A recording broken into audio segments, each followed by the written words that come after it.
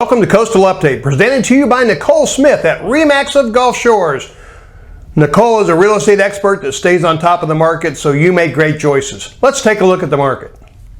Here's our 10-month report for the single-family resident real estate market here along the beautiful Alabama Gulf Coast, the area we like to call Pleasure Island, consisting of Gulf Shores, Orange Beach, Fort Morgan, and Perdido Key in Florida. We've gathered all this data from the Ball & Realtors database, so let's go ahead and take a look at the market. Here's inventory, a number of homes that show as active. And in our MLS system on November the 1st, it stood at 512, down somewhat from last year, but we've seen a continual decline since the peak in June of 2025. This is the median days on the market, how long it takes if you price your home properly to put it under contract from the day it's listed. It climbed to just over 3 months at 92 days.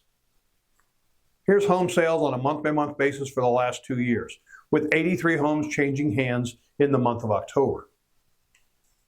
Here's the first 10 months of 2025 versus the same time period last year, or year over year. Total units sold was up 5% to 867. The average sales price raised 7% to $814,000. But here at Coastal Update, as you know, we like to focus on median, meaning half the sales and half were below. That stood at $615,000, representing an 8% increase over last year. Next, we look at average dollars per heated and cooled square foot, up 5% to $379, and that's heated and cooled livable space.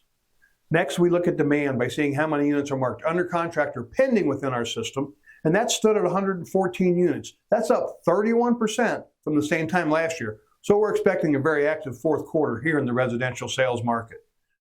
We hope that you enjoyed this video, and we want you to contact the RE/MAX of Gulf Shores agent that supplied you with this video so they can help you make great choices, whether it's buying or selling. Until then, we'll see you next month on Coastal Update.